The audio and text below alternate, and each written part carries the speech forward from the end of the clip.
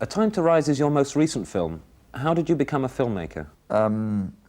In fact, I don't really consider myself a filmmaker. I mean, that's not the only thing that I do, and all the films that I've done have grown out of particular political movements or struggles that I've been involved with. And that's why in the last 11 years I've only made 4 films and 1 film strip. The first film I made was called Business as Usual. It was a 13-minute documentary. I was studying, I had a scholarship to do my BA in sociology in America. And at that time, there were thousands of refugees coming in from what was then East Pakistan into India, and hundreds of thousands of refugees were dying of starvation. And we decided to organize a fast and raise money to send to the refugees and ask people not to eat for that one day in the university where I was studying.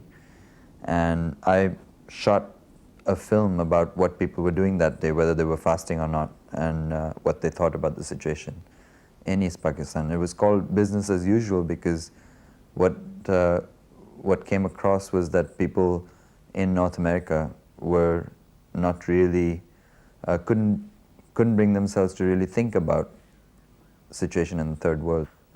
In '72, I went back to India and worked in a village project for 2 years as a volunteer social worker. I was driving a tractor and teaching Hindi. And at that time I made a film strip on tuberculosis because we had a rural clinic, and it was to motivate patients to continue the treatment after they'd begun it.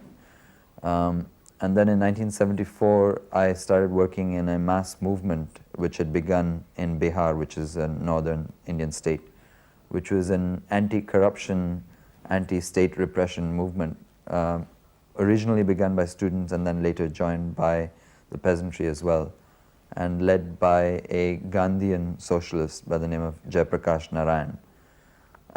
I worked in that movement for a few months, and then as part of that work I was asked to take photographs on a particular day, which was November the 4th, 1974, because a huge demonstration had been planned in Patna, the capital. And the state had responded by bringing in the military and the police and preparing. It was like a fortress, and so the movement expected violence, because in the past, although the movement had been nonviolent, the state had not been nonviolent, and people had been killed and lots of people had been beaten up. So my job was just to keep a record of police violence if and when it occurred. And I thought that rather than take photographs, I would try to film it, and tried to borrow some equipment, but nobody would lend me a camera in 16 because they were afraid that might get damaged. Finally somebody lent me a Super 8 camera, and so I shot that day's demonstration in Super 8. Later I was able to get a 16mm camera and a friend who shot with me. And so the possibility, it became possible to make a 16mm film. Then we were stuck with what to do with the Super 8 footage, and what I did was to project it onto a screen and then refilm the screen with a 16mm camera to blow it up, because there was no lab that would blow up Super 8 to 16, it was too expensive. The frames of the Super 8 camera projector and the frames of the 16 camera don't match, so that there's a strobe-like effect in the shot, which finally works because it makes it even more dramatic, because it's this pulse that you get throughout the whole sequence. It was difficult to shoot. There was, police all around, and some of the labs were reluctant to do the processing when they found out what the subject matter was. Some of the processing we did at home in still camera baths, with short pieces of film. When the emergency was declared in June 1975, the film went underground. We had only 2 prints.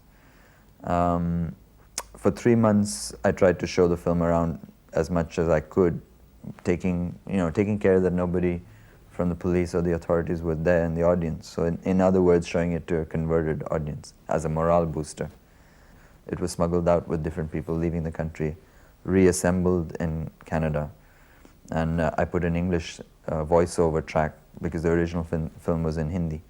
and then try to show it around internationally as far as possible as a tool against the emergency. Technically, it's probably the worst documentary ever made, but it worked nevertheless because people realized that it was made under difficult circumstances, and we had a good response. It was never shown on television because they're quality conscious normally, so-called. I mean, it's a form of censorship as far as I'm concerned. But I was told that it was black and white. It was one-sided because it was anti-fascist. I mean, that's